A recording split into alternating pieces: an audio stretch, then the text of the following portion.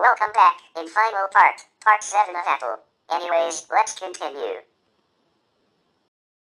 As of 2024, Apple was the world's fourth largest personal computer vendor, the largest vendor of tablet computers, and the largest vendor of mobile phones. In its fiscal year ending in September 2011, Apple reported a total of $108 billion in annual revenues, a significant increase from its 2010 revenues of $65 billion and nearly $82 billion in cash reserves.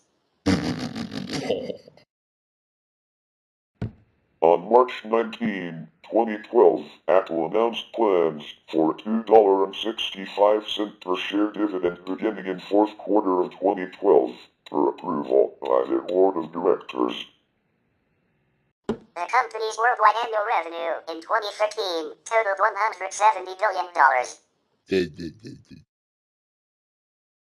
In May 2013, Apple entered the top 10 of the Fortune 500 list of companies for the first time, rising 11 places above its 2012 ranking to take the 6th position. As of 2016, Apple has around $234 billion in cash and marketable securities, of which 90% is located outside the United States for tax purposes. Apple amassed 65% of all profits made by the 8 largest worldwide smartphone manufacturers in quarter 1 of 2014, according to a report by Canaccord Genuity. In the first quarter of 2015, the company garnered 92% of all earnings. On April 30, 2017, the Wall Street Journal reported that Apple had cash reserves of $250 billion, officially confirmed by Apple, specifically $256.8 billion a few days later. As of August 3, 2018, Apple was the largest publicly traded corporation in the world by market capitalization.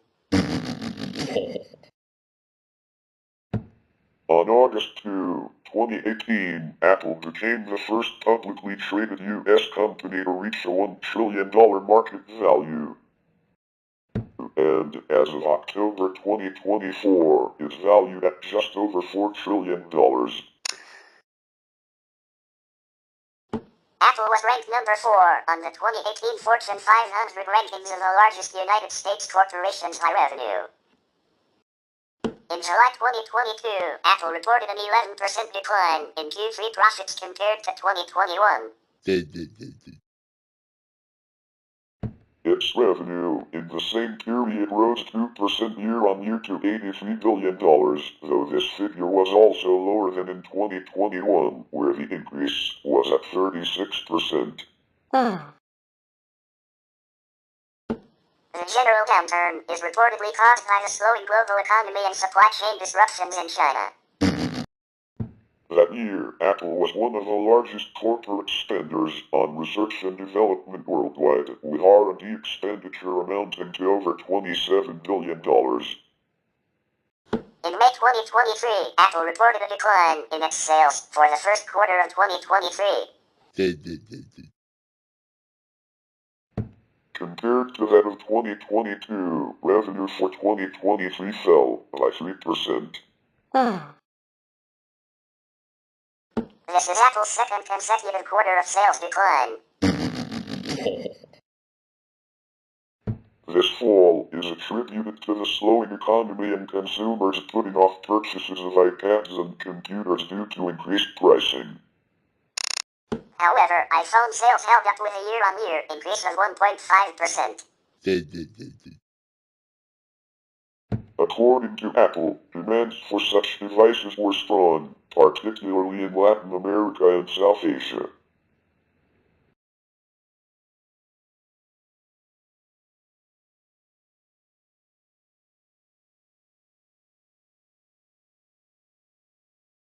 Apple has created subsidiaries in low-tax places such as Ireland, the Netherlands, Luxembourg, and the British Virgin Islands to cut the taxes it pays around the world.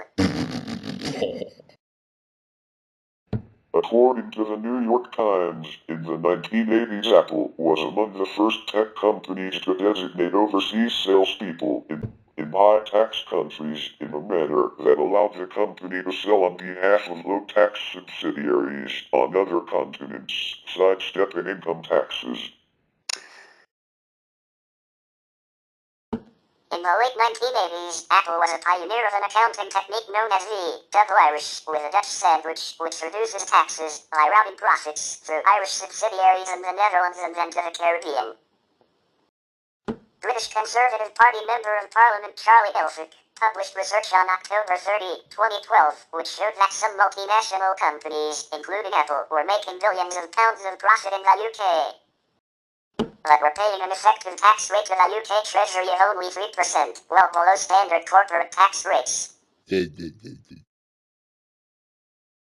He followed this research by calling on the Chancellor of the Exchequer George Osborne to force these multinationals, which also included Google and the Coca-Cola Company, to state the effective rate of tax they pay on their UK revenues. Elphick also said that government contracts should be withheld from multinationals who do not pay their fair share of UK tax. According to a U.S. Senate report on the company's offshore tax structure, concluded in May 2015, Apple has held billions of dollars in profits in Irish subsidiaries to pay little or no taxes to any government by using an unusual global tax structure. The main subsidiary, a holding company that includes Apple's retail stores throughout Europe, has not paid any corporate income tax in the last 5 years. Apple has exploited a difference between Irish and U.S. tax residency rules, the report said. On May 21, 2013, Apple CEO Tim Cook defended his company's tax tactics at a Senate hearing. Apple says that it is the single largest taxpayer in the U.S., with an effective tax rate of approximately 26% as of Q2 FY 2016. In an interview with a German newspaper FAZ in October 2017, Tim Cook stated that Apple was the biggest taxpayer worldwide. In 2016, after a 2-year investigation, the European Commission claimed that Apple's use of a hybrid double Irish tax arrangement constituted illegal state aid from Ireland, and ordered Apple to pay €13 billion, $14.5 billion in unpaid taxes, the largest corporate tax fine in history. This was later annulled after the European General Court ruled that the Commission had provided insufficient evidence. In 2018, Apple repatriated $285 billion to the United States, resulting in a $38 billion tax payment spread over the following 8 years.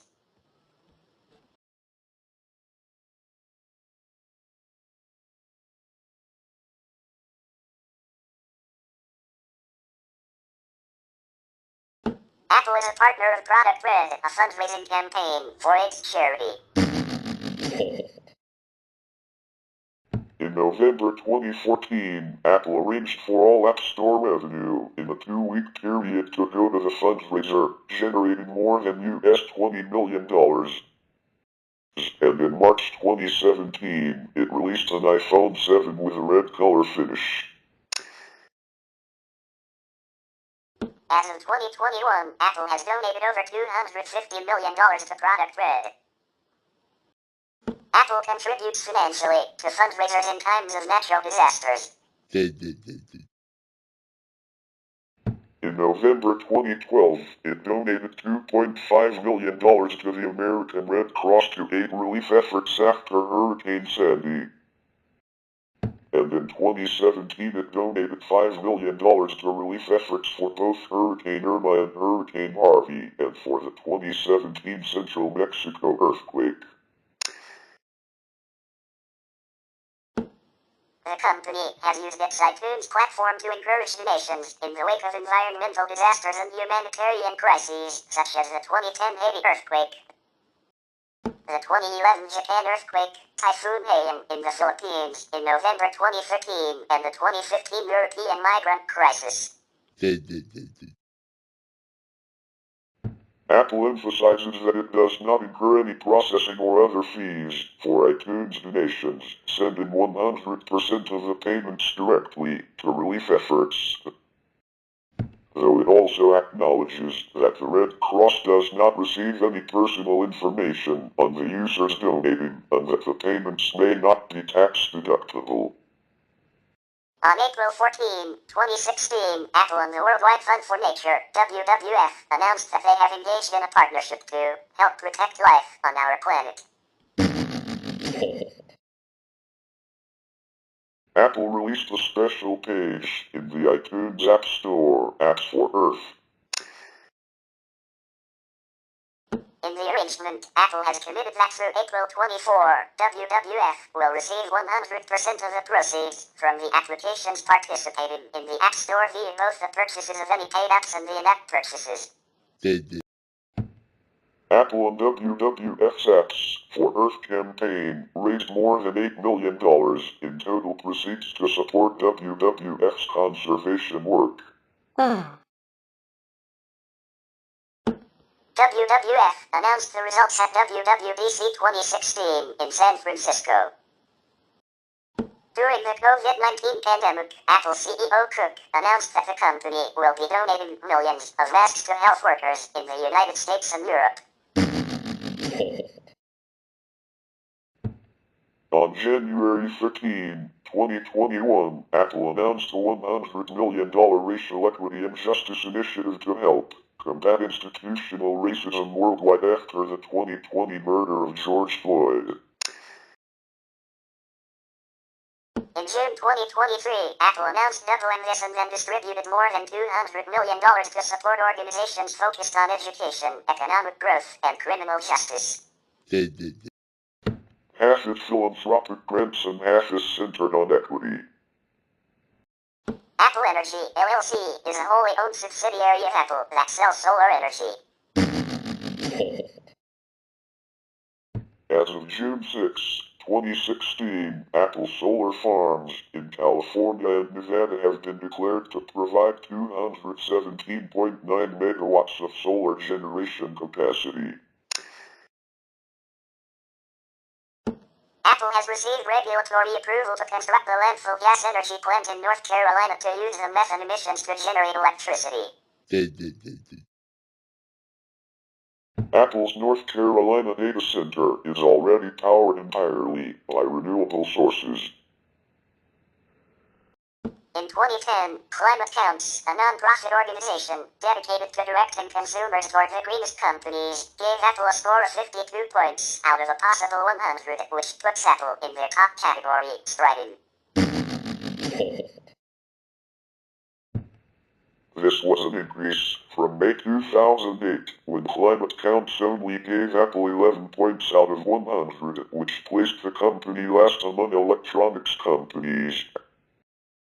At which time Climate Counts also labeled Apple with a stuck icon, adding that Apple at the time was a choice to avoid for the climate-conscious consumer.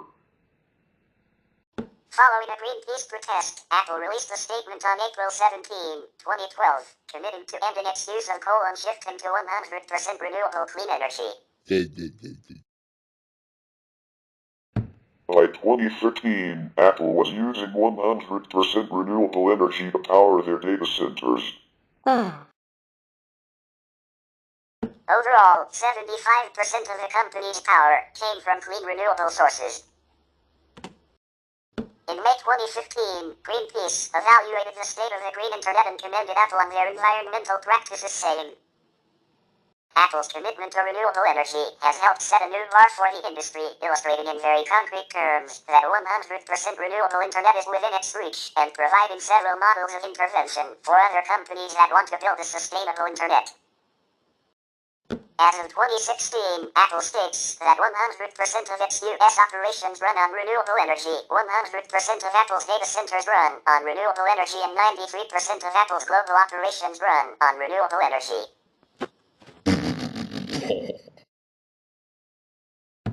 However, the facilities are connected to the local grid, which usually contains a mix of fossil and renewable sources, so Apple Carbon offsets its electricity use. The Electronic Product Environmental Assessment Tool, EPEAT, allows consumers to see the effect the product has on the environment. Each product receives a gold, silver, or bronze rank depending on its efficiency and sustainability. Every Apple tablet, notebook, desktop computer, and display that EPEAT ranks achieves a gold rating, the highest possible. Although Apple's data centers recycle water 35 times, the increased activity in retail, corporate and data centers also increase the amount of water used to 573 million US gallons, 2.2 million cubic meters in 2015. During an event on March 21, 2016, Apple provided a status update on its environmental initiative to be 100% renewable in all of its worldwide operations.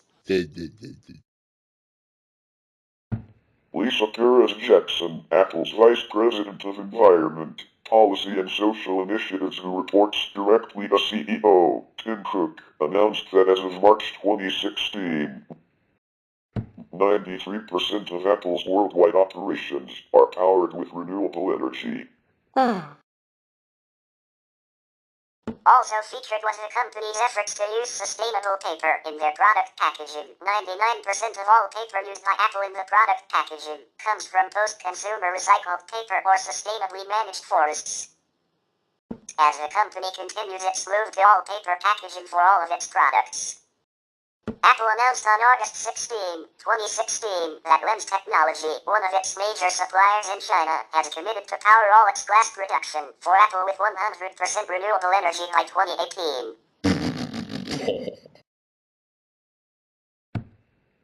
The commitment is a large step in Apple's efforts to help manufacturers lower their carbon footprint in China.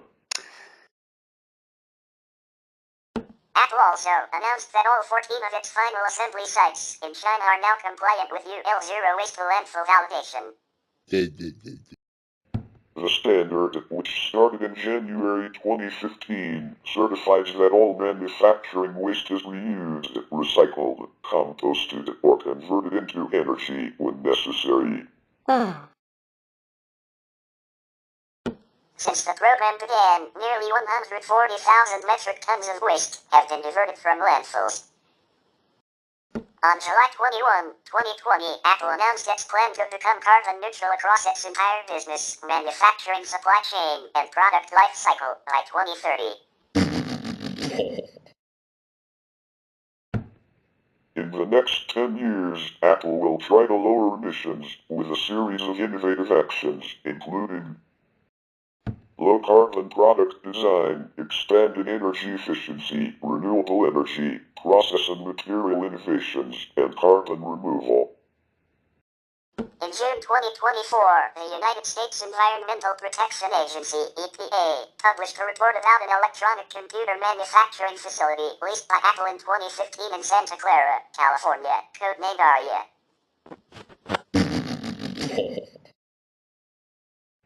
The EPA report stated that Apple was potentially in violation of federal regulations under the Resource Conservation and Recovery Act, RCRA.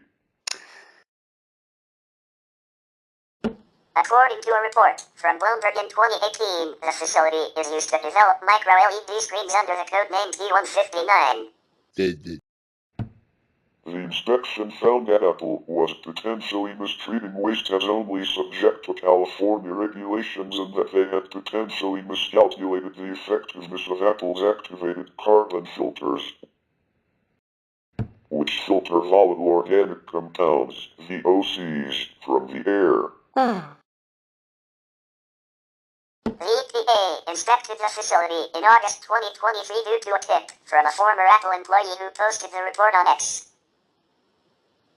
Following further campaigns by Greenpeace in 2008, Apple became the first electronics manufacturer to eliminate all polyvinyl chloride, PVC, and brominated flame retardants, VFRs, in its complete product line.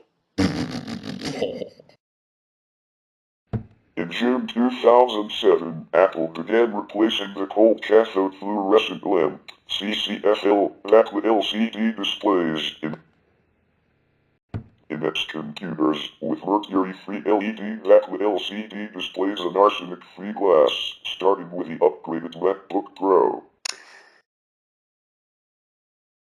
Apple offers comprehensive and transparent information about the carbon dioxide equivalent CO2e emissions, materials, and electrical usage concerning every product they currently produce or have sold in the past, and which they have enough data needed to produce the report in their portfolio on their homepage,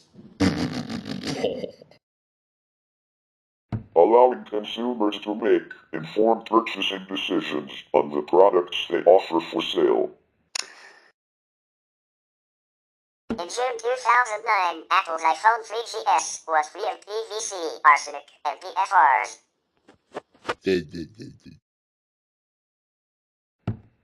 Since 2009, all Apple products have mercury-free LED back with LCD displays, arsenic-free glass, and non-PVC cables. All Apple products have EPE Gold status and meet the latest Energy Star guidelines in each product's respective regulatory category. In November 2011, Apple was featured in Greenpeace's Guide to Greener Electronics, which ranks electronics manufacturers on sustainability, climate and energy policy, and how green their products are. The company ranked 4th of 15 electronics companies, moving up 5 places from the previous year with a score of 4.6 out of 10. Greenpeace praised Apple's sustainability, noting that the company exceeded its 70% global recycling goal in 2010. Apple continues to score well on product ratings, with all of their products now being free of PVC plastic and PFRs.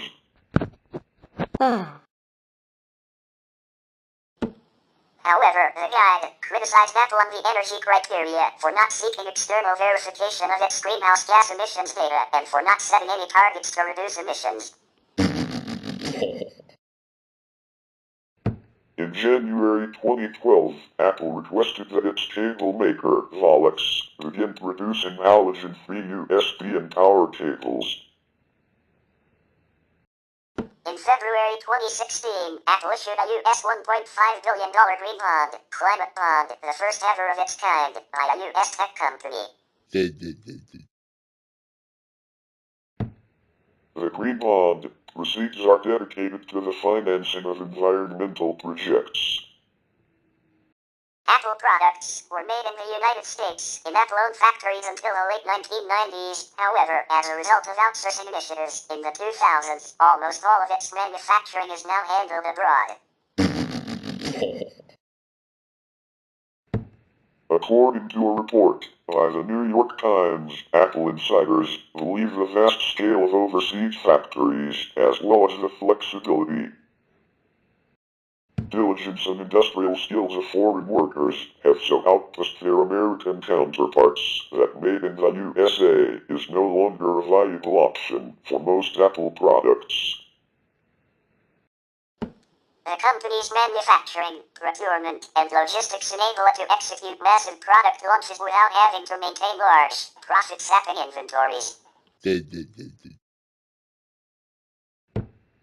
In 2011, Apple's profit margins were 40%, compared with between 10 and 20% for most other hardware companies.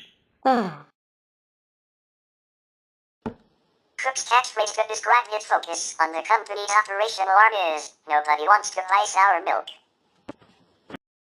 In May 2017, the company announced a $1 billion funding project for advanced manufacturing in the United States and subsequently invested $200 million in Corning Incorporated, a manufacturer of toughened Gorilla Glass technology used in Apple's iPhones. The following December, Apple's chief operating officer, Jeff Williams, told CNBC that the $1 billion amount was absolutely not the final limit on its spending, elaborating that, "We're not thinking in terms of a fund limit. We're thinking about where are the opportunities across the U.S. to help nurture companies that are making the advanced technology and the advanced manufacturing that goes with that quite frankly is essential to our innovation. During the Mac's early history, Apple generally refused to adopt prevailing industry standards for hardware, instead creating their own. This trend was largely reversed in the late 1990s, beginning with Apple's adoption of the PCI bus in the 7500/8500/9500 Power Macs. Apple has since joined the industry standards groups to influence the future direction of technology standards such as USB, AGP, Hypertransport, Wi-Fi, NVMe, PCIe and others in its products. FireWire is an Apple-originated standard that was widely adopted across the industry after it was standardized as IEEE 1394 and is a legally mandated port in all cable TV boxes in the United States.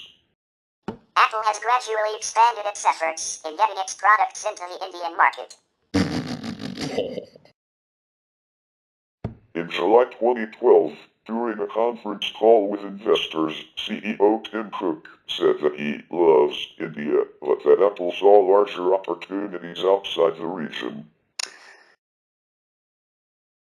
India's requirement that 30% of products sold be manufactured in the country was described as really adds cost of getting product to market. In May 2016, Apple opened an iOS app development center in Bangalore and a maps development office for 4,000 staff in Hyderabad. In March, the Wall Street Journal reported that Apple would begin manufacturing iPhone models in India over the next 2 months, and in May, the journal wrote that an Apple manufacturer had begun production of the iPhone SE in the country, while Apple told CNBC that the manufacturing was for a small number of units. In April 2019, Apple initiated manufacturing of the iPhone 7 at its Bengaluru facility, keeping in mind demand from local customers even as they seek more incentives from the government of India. At the beginning of 2020, Tim Cook announced that Apple schedules the opening of its first physical outlet in India for 2021, while an online store is to be launched by the end of the year. The opening of the Apple Store was postponed and finally took place in April 2023, while the online store was launched in September 2020. Apple directly employs 147,000 workers, including 25,000 corporate employees in Apple Park and across Silicon Valley. The vast majority of its employees work at the over 500 retail Apple stores globally. Apple relies on a larger, outsourced workforce for manufacturing, particularly in China, where Apple directly employs 10,000 workers across its retail and corporate divisions. In addition, 1 further million workers are contracted by Apple suppliers to assemble Apple products, including Foxconn and Pegatron. Zhengzhou Technology Park alone employs 350,000 Chinese workers in Zhengzhou to exclusively work on the iPhone. As of 2021, Apple uses hardware components from 43 different countries. The majority of assembling is done by Taiwanese original design manufacturer firms Foxconn, Pegatron, Wistron and Compal Electronics in factories primarily located inside China and, to a lesser extent, Foxconn plants in Brazil and India. Apple workers around the globe have been involved in organizing since the 1990s. Apple unions are made up of retail, corporate, and outsourced workers. Apple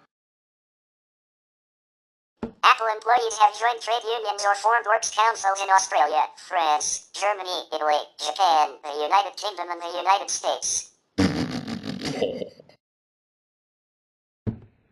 In 2021, Apple Together, a solidarity union, sought to bring together the company's global worker organizations.